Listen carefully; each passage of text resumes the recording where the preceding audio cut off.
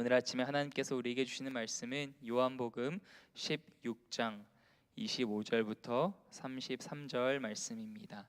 요한복음 16장 25절부터 33절 말씀, 저 여러분 한 절씩 교독하고 마지막 절은 함께 읽으면 좋겠습니다. 제가 먼저 25절 읽기를 시작합니다. 이것을 비유로 너희에게 일렀거니와 때가 이르면 다시는 비유로 너희에게 이르지 않고 아버지에 대한 것을 밝히 이르리라. 그날에 너희가 내 이름으로 구할 것이요 내가 너희를 위하여 아버지께 구하겠다 하는 말이 아니니, 이는 너희가 나를 사랑하고 또 내가 아버지께로부터 온 줄 믿었으므로 아버지께서 친히 너희를 사랑하심이라.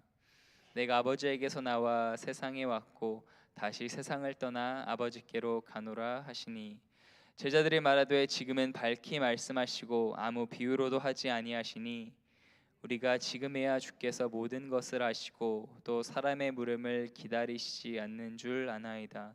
이로써 하나님께로부터 나오심을 우리가 믿사옵나이다. 예수께서 대답하시되 이제는 너희가 믿느냐? 보라, 너희가 다 각각 제 곳으로 흩어지고 나를 혼자 둘 때가 오나니 벌써 왔도다. 그러나 내가 혼자 있는 것이 아니라 아버지께서 나와 함께 계시니. 함께 읽겠습니다. 이것을 너희에게 이르는 것은 너희로 내 안에서 평안을 누리게 하려 함이라. 세상에서는 너희가 환난을 당하나 담대하라. 내가 세상을 이기었노라. 아멘. 성경은 모든 것에는 때가 있다고 말씀합니다. 솔로몬은 지혜서인 전도서에서 범사에 기한이 있고 천하 만사가 다 때가 있다. 날 때, 죽을 때, 심을 때, 심은 것을 뽑을 때, 죽일 때, 치료할 때, 헐 때, 세울 때, 울 때, 웃을 때, 슬퍼할 때, 춤출 때, 돌을 던져버릴 때, 돌을 거둘 때, 안을 때, 안는 일을 멀리할 때, 찾을 때, 잃을 때, 지킬 때, 버릴 때, 찢을 때, 꿰맬 때, 잠잠할 때, 말할 때, 사랑할 때, 미워할 때, 전쟁할 때, 평화할 때가 있다고 말씀합니다. 하나님도 때에 따라서 그분의 백성들에게 말씀하셨습니다. 구약 시대에는 선지자들을 통하여서 여러 부분과 여러 모양으로 말씀하셨고, 또 신약 시대 저 여러분이 살아가는 이 마지막 날에는 아들 예수 그리스도를 통해서 말씀하십니다. 예수님도 때를 정확히 분별하며 이 땅에서 33여 년을 사셨습니다. 특별히 요한복음에 보면 예수님의 때가 아직 이르지 않았다, 또 그 때가 오면이라는 표현이 여러 번 나오는데요. 6월절 전날 예수님은 요한복음 13장에서도 때가 이른 줄 아시고 제자들의 발을 닦아주시며 그들을 끝까지 사랑하셨습니다. 오늘 본문 25절에서도 예수님은 때가 이르면이라고 제자들에게 말씀하십니다. 요한복음에서 때는 예수님이 이 땅에 오신 목적, 즉 십자가 사명을 마치고 부활 승천하셔서 아버지께로 돌아가시는 때를 의미합니다. 오늘 본문에서 예수님은 그때가 이르면 두 가지 일이 일어날 것이라고 말씀하는데요. 첫 번째, 그때가 이르면 하나님에 대해 밝히 알게 된다고 말씀합니다. 25절 말씀, 이것을 비유로 너희에게 일렀거니와 때가 이르면 다시는 비유로 너희에게 이르지 않고 아버지에 대한 것을 밝히 이르리라.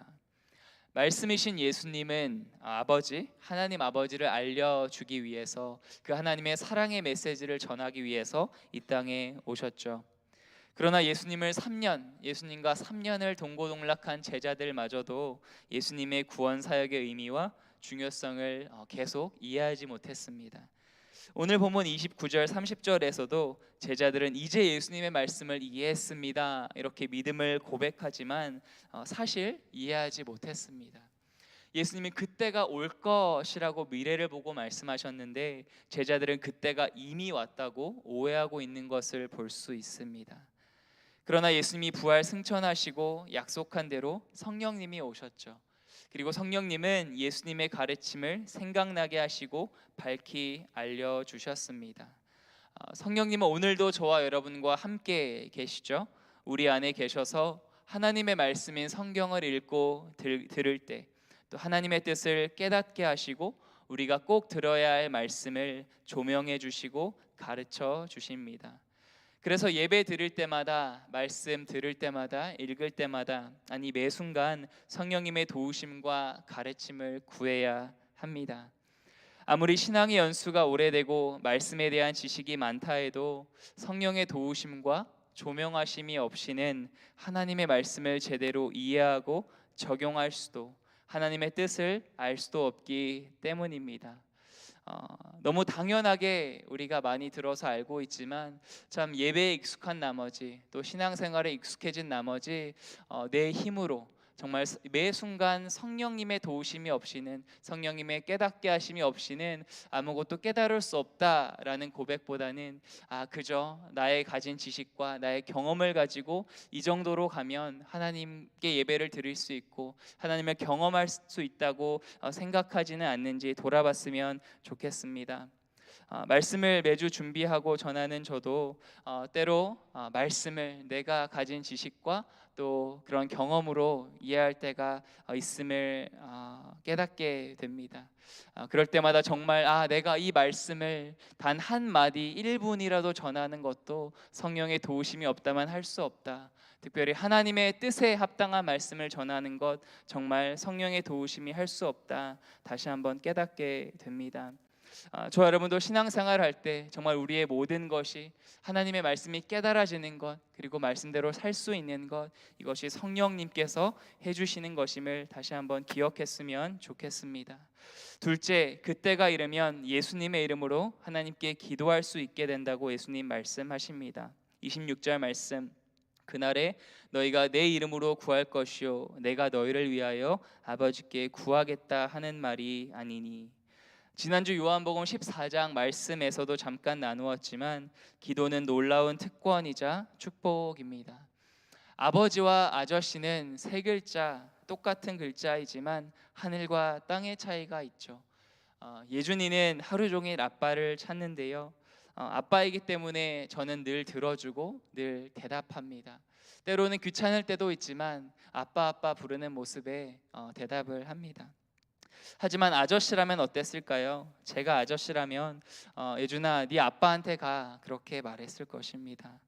예수님이 십자가 사명을 이루시고 하나님과 우리 사이에 막힌 담을 허셨죠. 우리의 아버지가 되셨기에 우리는 예수님의 이름으로 언제든 담대히 하나님께 나아가 기도할 수 있습니다. 27절, 이는 너희가 나를 사랑하고 또 내가 하나님께로부터 온 줄 믿었으므로 아버지께서 친히 너희를 사랑하심이라. 기도와 사랑의 관계를 말씀하고 있습니다. 사랑하면 기도하게 되고 사랑하면 듣게 됩니다. 사랑의 5가지 언어 중에 함께하는 시간, 퀄리티 타임이라는 것이 있는데요. 여러분 연애할 때 시간을 정해서 데이트를 하기도 하지만 또 수시로 전화하고 또 문자하지 않습니까? 네, 여러분 표정이 안 그러셨던 것 같은데 그러셨죠. 하나님은 늘 우리의 기도를 들으세요. 그리고 우리와 늘 교제하고 우리를 만나기 원하십니다. 이렇게 새벽 기도처럼 시간을 정해서 하나님 만나는 시간 너무 기대하시지만 또한 하루 종일 수시로 우리를 만나기 원하십니다. 그리고 우리는 24절에 있는 것처럼 기도의 응답, 우리가 기도할 때 하나님께서 그 기도를 들어주신 그 기도 응답으로 인해서 하나님을 더욱 경험하게 됩니다. 하나님의 사랑을 더욱 느끼고 충만한 기쁨을 경험합니다.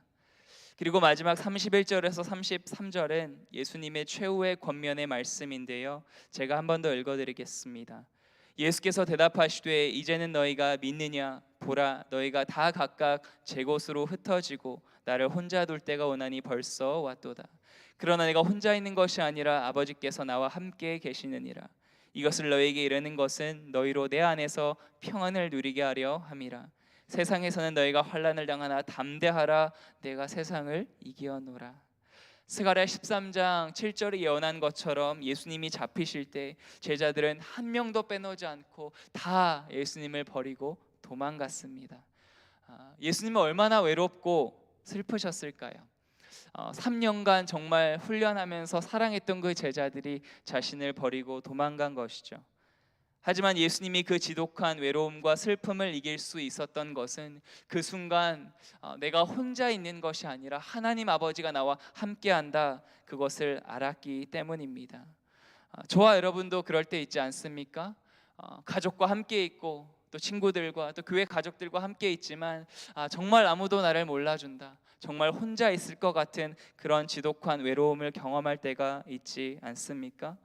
그럴 때에도 우리가 꼭 기억해야 할 것, 예수님이 그렇게 기억하신 것처럼 그 누가 나와 함께 하지 않는다 하더라도 하나님 아버지께서 나와 함께 하신다, 그런 사실입니다.